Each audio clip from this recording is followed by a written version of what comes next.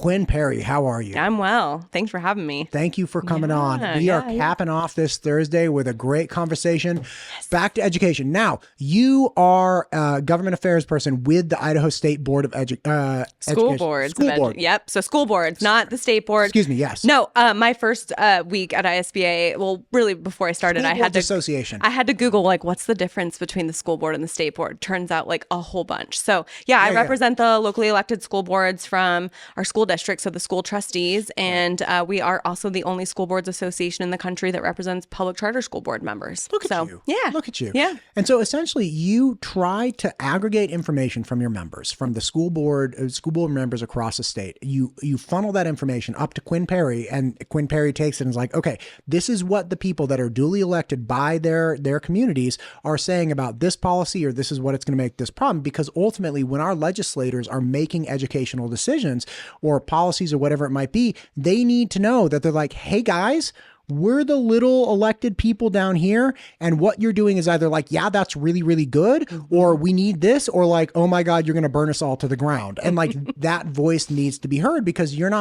members are not coming from Lewiston, they're not coming from Chalice, they're not coming from, somewhere in Coeur d'Alene to like express to the legislators, you're their voice. Yeah, correct. So all of our advocacy efforts are created and directed directly by school board members. So we bring them every single piece of public policy that might touch public education, including tax policy, elections policy, health and welfare policy, predominantly education policy, and they take positions on how we take advocacy efforts at the State House. So, yep.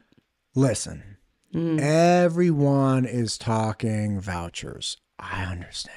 Or excuse me, tax rebates or refunds or credits. As long as we don't call it school choice, I'm okay with that. I refuse to call any of these bills school choice. Why? Because private schools choose their students, and nothing in these bills changes the fact that they still get to hand select their students. So, who said something about that was Senator, not Levitt, Lent. Yeah, excuse me. Sure. He made a really good point. He's like, let's be really clear. You have no rights in a private school. Like, you do not have parental rights. You don't have rights to, counseling. You don't have rights to speech therapy. You don't have rights to special education. Like, you don't have rights to attendance. And correct. It really blew me away, because again, he brought forward a version of a school choice. You can whatever the it's bill. Fine. It's okay. You're gonna vomit a little. No, I won't. But he brought forward one that I thought was like really interesting, because he said, okay, look, let's expand this program that we already have. Like, let's take it from 30 million, and that's the Empowering Parents Grant. Right. Empowering Parents. Yeah, great. Yep. So let's expand the Empowering Parents Grant from 30 million to 50 million, where we already take public funds and give them to parents that are not necessarily in the public school setting. Correct? Correct. Let's expand that a little bit, but let's also unbridle the school systems from our state requirements. Now, we can't do anything about the federal requirements, but if we're really talking about giving these private entities who don't want our regulations public money, well, then we should do the same thing to public schools. And I was like, wow, that's an interesting position. And again, his place was like, you don't have rights. So maybe we make a situation where public schools can kick kids out. Well, I think, just to go back, like maybe that's a bad call. One of the platitudes, like the platitudes you hear from the school privatization movement is like, it's so wrapped into parental rights, but it drives people like me a little bit mad, because nothing in these proposals changes the fact that the private schools continue to choose their students. Their students don't have due process, meaning when you're expelled or suspended from a public school, like, you get a guaranteed level of due process before a board can essentially deny you admission at their school, right? That's not true. I didn't get that. Just you kidding. Get expelled from school. Okay, well, don't air your dirty laundry on your expulsion here in your podcast, but yeah, like, and I think that's a really good point. And I think, okay, so like, we're opposed to school voucher bills, and that's because our membership has voted strongly against these proposals for many decades. I mean, this is my 8th session working in public schools, and we've had a school privatization voucher type bill every year that I've worked in the state legislature. And Idaho is we're one of maybe a dozen states left that has held back the dam on these school voucher bills. And, I know Idaho, Texas, and Tennessee are the three largest targets this year for the Ed Choice and American Federation for Children, which are the largest, most well-funded groups across the country that push these proposals state to state. So, but what were those two groups? Ed Choice and American Federation for Children, which is funded by the DeVos family. So who funds Ed Choice? I want to say that's like Milton Freewater. I don't. Gosh, okay, you'd have to go look. I can't go. There are dozens. Like, I just have to tell you, there are like dozens of school choice lobbyists in the Capitol this year from groups that I've never even heard of, and some that are more well known, like Yes Every Kid, which they do more. They also focus on public school choice, like open enrollment and things like that. But they also are pushing pushing taxpayer money towards private and religious education. So, but you're right. From the two different proposals, they couldn't look more different in the context of these kind of criticisms that I have on school voucher bills. So you're right. Like Senator Lunt's bill does guarantee that students have to be provided with special education. And, I've got dozens of private school handbooks in Idaho schools that openly admit to denying students with disabilities or, with students who have needs that far exceed the school's capacity. And that's not like a dirty secret at all. No. Like they're, and again, I ran like I ran my SAT prep class, which was like, I called it Mount Todd University. I had hoodies. I'll get you one. I love that. Please do. It was great. Yeah. I had hats. I had everything. And like, there were some people, like I worked with all students on a full range, but I knew SAT. So I worked with people on like the 30th percentile all the way up to getting perfect. Right? Yeah. And I also knew other programs that I didn't think were bad people that were just like, hey, look, we're going to focus on like the higher end. So this was when the SAT was out of 2,400. And they're like, listen, if you don't have an 1,800, we're not the right fit for you. Because they were looking at really refining and tweaking people at the high end. It's like, okay, great. Ain't no shade on them. Right. That was just their jam. So when you say, hey, I have these handbooks that kind of like, it's like, yeah, there are plenty of schools that say, look, man, I am for the students that are like B or better. And I don't want to focus on like a wide spectrum of students. I don't want the kid who's like, has special needs or things like that. We're just going to do these kids, and other people can find things other ways. But like, you don't have a right to a seat in those schools at all. Right. And I think that's where like the question changes, or that dialogue changes, when the taxpayers are going to foot the bill for these individuals to be able to go to private school. Right. And I think, that's where I want people to focus on is, you're right that, private schools should have the right to deny children maybe with disabilities because they're not getting federal funding. So they shouldn't have federal oversight, right? But if the taxpayers of Idaho are going to subsidize families who are going to utilize a choice to go to a private school, then it should come with a level of scrutiny and a level of accountability and fairness, just like what the governor had outlined in his State of the State with those 4 words, right? The fair, accountable, responsible, and transparent. So if you were to put the two policies side by side and vet through the various levels of accountability and fairness and things like that, they do look extremely different on the face of, and just the policy context, right? Our fear is no matter what we've seen across the country is, even states that start with a small program, or maybe it's targeted towards students with disabilities or things like that, they always grow towards universal expansion. I mean, that is what the gold standard is, which is why I know Arizona tends to be outplayed a lot in like how, because they were the first and biggest universal expansion, but they are noted as the gold standard of school choice, right? Okay. Arizona, you can bring up Arizona in any argument for or against, and you will be right. Like, how is that possible? If somebody's like, school vouchers work, you're like, yeah, Arizona. And people are like, yeah, damn straight. Or people are like, school vouchers are terrible. And somebody's like, yeah, Arizona. Yeah, damn straight. It's like, how is it that it's both the gold standard and the shining beacon of death in the same subject in the same sentence? Well, it's the gold standard for people who want their ability to take tax money and do whatever they want with little to no accountability, right? I mean, that's why the school choice groups push it as the gold standard, is because you can get quite a bit of financial incentive with very little to no accountability. But let me ask you something. Yeah. Okay. What do we do with the families that are like, you know what? This school stinks. this school stinks. My kid was getting bullied. My kid can't read. Like my kid, whatever it might be, like genuinely, because of whenever I put something out and people are like, you know what? I had this problem. I went to my principal. And then like the principal blew me off, and I went to my board member. My board member blew me off, and I eventually just had to take my kid out. I'm like, yeah, I believe you.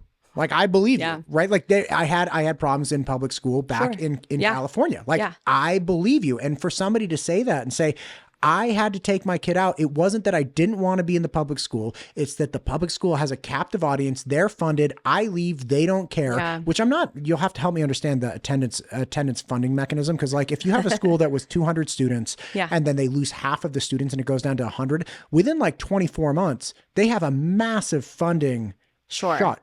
Right. Like, so people say, hey, they're not accountable. That's not entirely true. Like they have to deal with budget shortfalls when they drop in attendance, perhaps not the next day, but like that day of reckoning does come eventually. Sure. Yeah. So let's go back to your first question of like, how do the person, and I assume you mean when people are unhappy with their public school option. Yes. Right. Again, I know they have charter school options if those are available in their area, but when they say, look, why do I have to keep paying into this system that does not work for my family? Sure.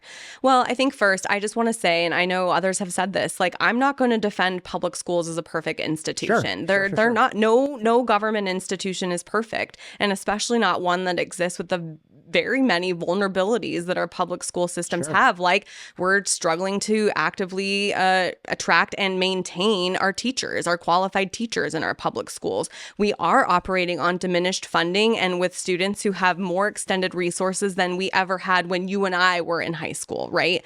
So I think there are several reasons why. And I think my answer is sure, yes, I know that people don't always get the answer when they go to their school board or they do whatever, but there is accountability in all different levels there, right? Where like you can elect a new school board. That's part of the reason why we want people to be more engaged in our school board elections, right? And the school board's number one role is to hire and evaluate the superintendent, which is the chief CEO of their school district. So that right there is one way to be held accountable, right? But otherwise, it's public school reform.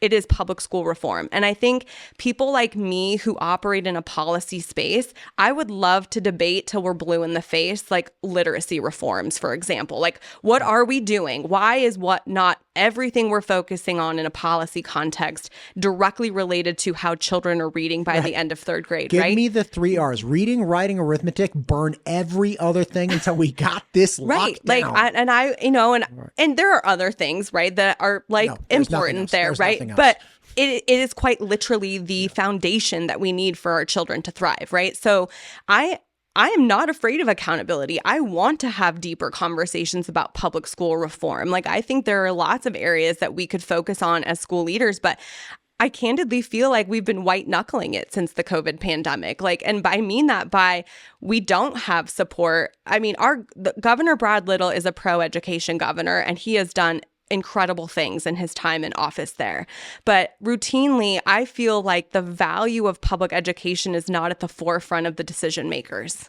Do you ever feel like, I feel like, people are constantly criticizing like, oh, we're not innovative in public school. We're not doing this or we're not doing that. And I'm like, but the legislature, which by the way, has the constitutional and moral obligation to fund and create systems of public schools, if they're not talking innovation and they're not talking public school reform and they're not debating literacy initiatives, those things are not being trickled down into the local level. Now, can I say something? Please. Okay. I'm trying to get Representative Clint Hofstetler on. I met him at the PTA Day at the Capitol. He came up, introduced himself. Great. I'm really excited to have him on. Sure. He has a position. He's like, I do not feel that these public schools are successful anymore.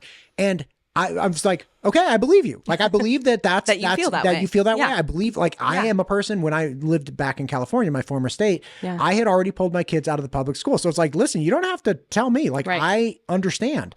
But what I would like to know ultimately is, okay, what metric and what could be fixed, right? Because we have a constitutional obligation to provide free public school. And if people are walking around like, hey, this has failed, just tell me how. Is it academics? Is it cultural? Like, I had this conversation with Dr. Derek Bubb yesterday, who's the superintendent for West Ada.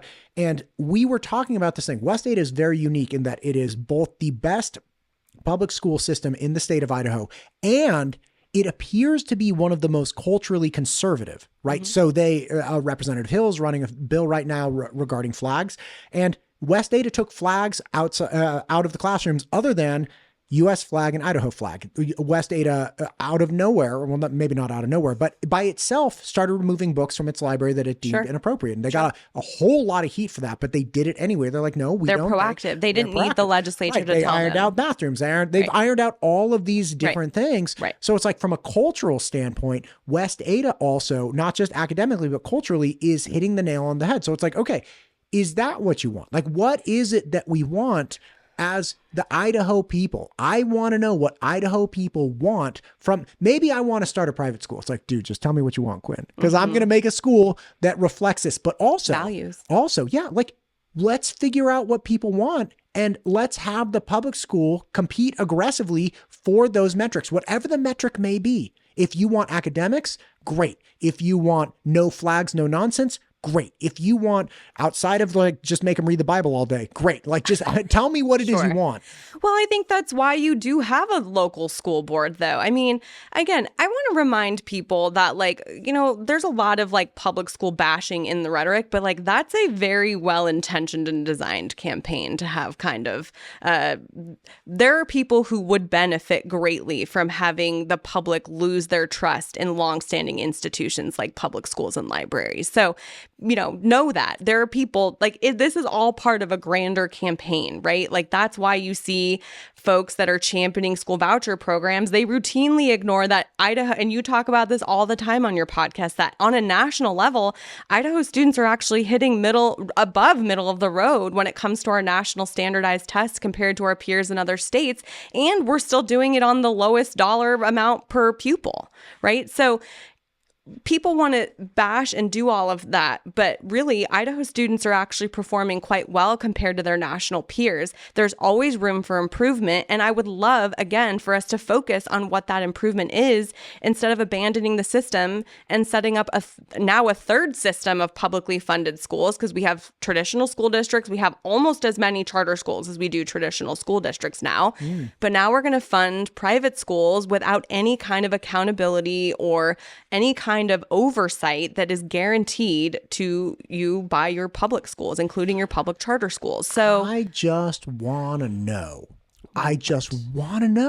Like, what is it? And again, there's plenty to dislike about the schools in my former state. 100%. And I could articulate a gajillion things, but I want to know, like, people hit me up sometimes. They're like, schools in Middleton have litter boxes in the bathroom. And then somebody's like, schools in Hawaii have litter. And they're like, and they keep going. Like, it's always like schools in Bonner Ferry have litter boxes. Right. And you know what's amazing? Litter boxes are more elusive than UFOs. Like, I've seen trash photos of UFOs. I've never seen a photo of a litter box. And every time, because it doesn't exist. Friend. Listen to me. It could exist. It might exist. If there's a cat in the building, I guess. All I want is for people to produce images that are real of litter boxes in Bonner's Ferry, in Middleton, in Hawaii High School, and I will showcase them, because that's whack. And it's like, let's report this. Yes. If you have litter boxes, let's address that. Yes. Here's one. People get worried about counselors. And what I want to know is like, okay, would you like, and again, I'm not defending the public school, like, and I'll be very candid with you. I have children both in West Ada, neighborhood schools, and in a charter school. So it's like, you have that choice. I love that I have that choice, and I love that the state of Idaho funds that. It's like fantastic. So I'm a parent that's acknowledging, hey, the neighborhood public school didn't fit my kid perfectly or fit them as well enough as the alternative of the charter school. So I engaged the charter school. And like, I think that's really baller that the state of Idaho has that stuff. Option. Yeah, right. But I just want to know, it's like, do you want to get rid of counselors? Are the counselors, because people bring up counselors. It's like, I have not seen any weird counselor stuff in the time that I've been volunteering. I haven't heard stories of it either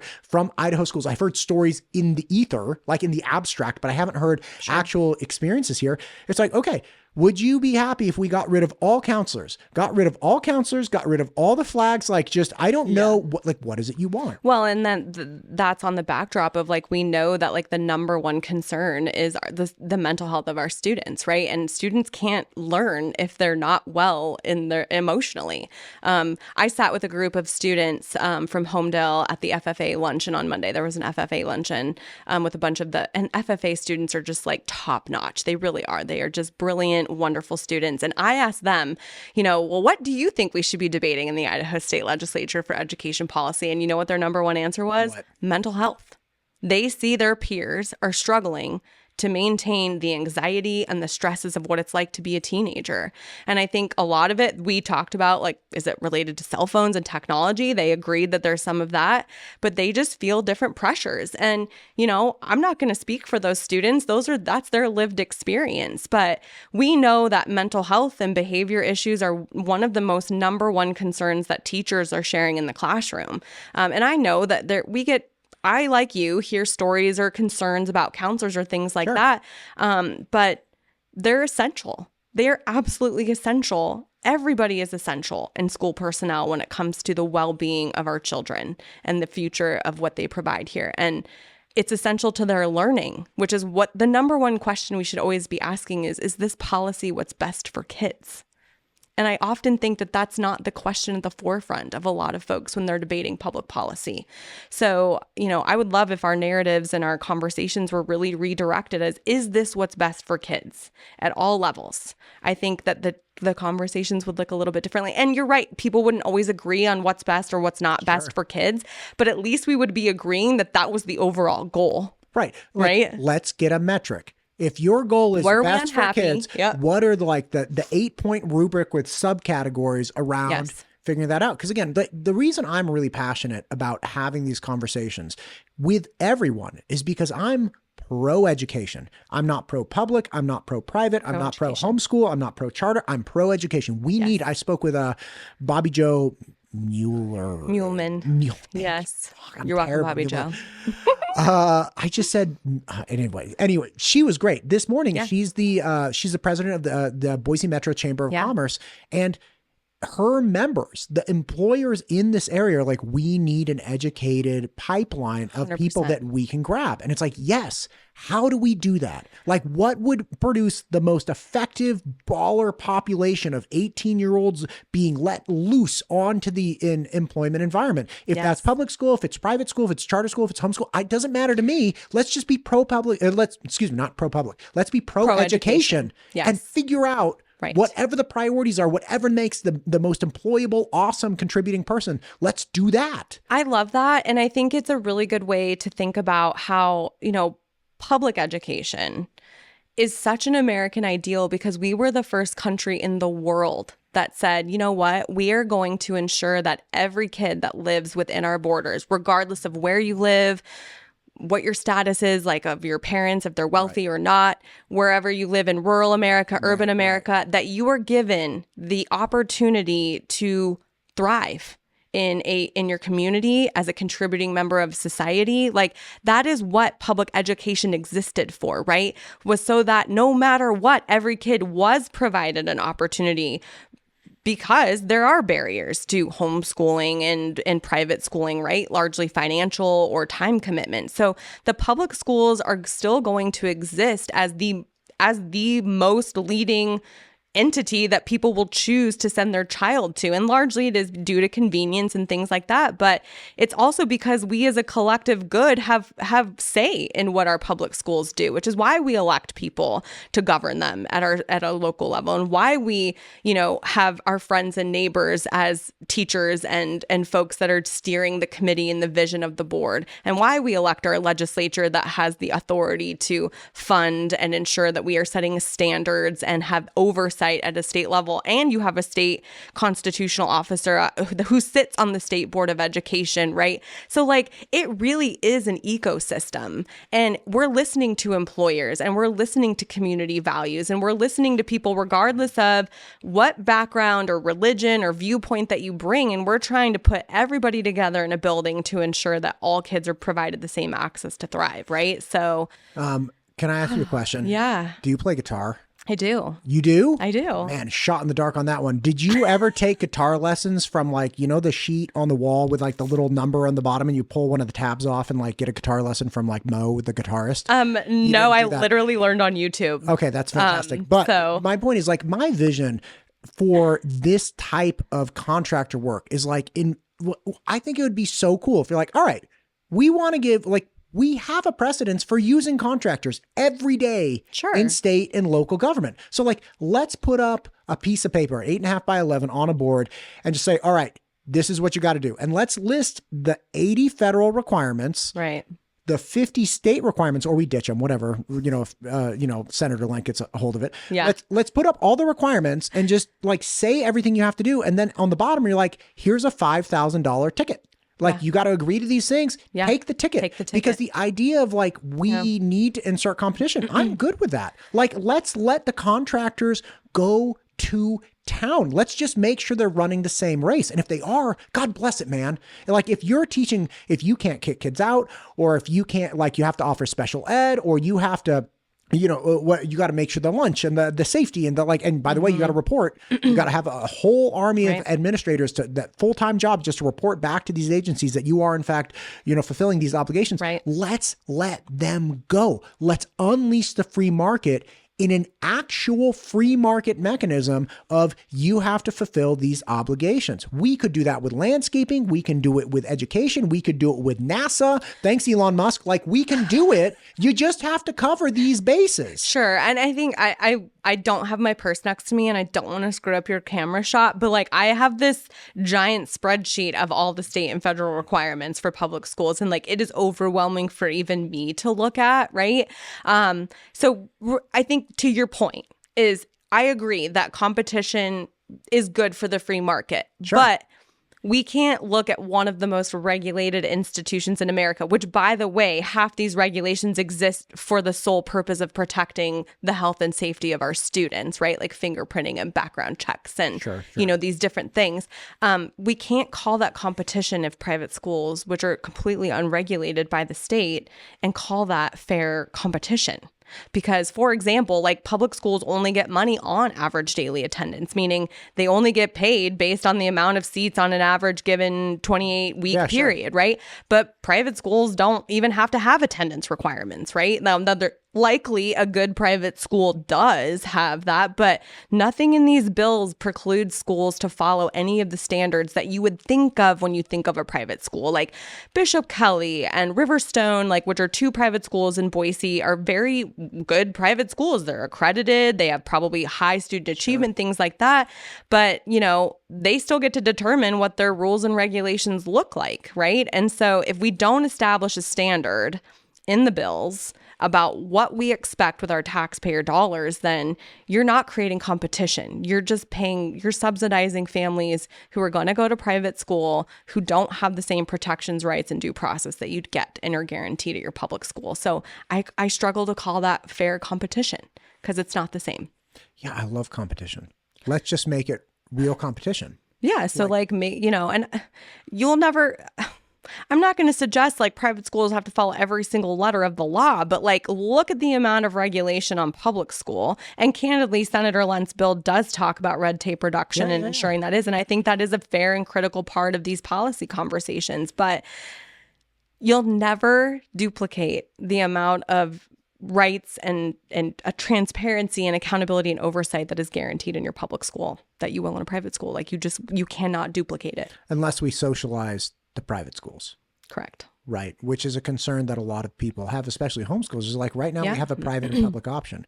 If we make all of these private schools follow either public regulation and make them public schools, or we just give them I talked to Representative Pickett, chairman of the House Education Committee, and he used to be on Rev and Tax. And so I didn't even know that until we were talking about like, okay, well, hang on. Is there any history of getting out a single dollar without accountability? He's like, no, that doesn't exist like in our government. And if it did, like it was a mistake and people probably got in trouble for it. Well, that's where the cognitive dissonance is really coming in, right? Like they apply the values. So like there was a group that held an Arizona raw school voucher thing. I can't even remember it. It's the end of the day. They did that, and they had this presentation on Arizona and all these other things, and then they ended the presentation with this like Public School Transparency Act about like, oh, and also here are all these other regulations on public school that we want to have. And I'm just like the audacity, right, of like criticizing, like literally championing the idea that we're going to hand out taxpayer dollars without any of this transparency, accountability, oversight, right? And then point to the public schools about more transparency. And listen, we like accountability in public school. Like taxpayers absolutely deserve to know return on their investment. Like there are laws and rules that exist for a reason, right? We've established as institutions for a long time. There is totally reason that we should have all of this accountability and oversight in our public schools. My question is like, how are we going to then, use those same values by handing out that money to folks that don't have to follow those same rules? Like, that's just not the same. Quinn Perry, I have a lot more questions, but I know you're on a time crunch this evening. I'll just come back. Please come back. Yeah. Let's keep the conversation going. Love it. And again, I know you're pro-education, I'm pro-education, and, I understand that you work for Idaho School Boards Association, but again, I think we both want kids to be educated as aggressively and effectively as possible, because that's going to make our communities better. However we skin the cat, let's just figure it out. Let's figure out what people want. Let's figure out what employers want. Let's figure out a way to make this happen, Quinn Perry. Yes, our number one goal should be like, how are all children going to thrive and become great members of our society? So I love it. God bless it. Thank you for coming in today. Come back. Thanks.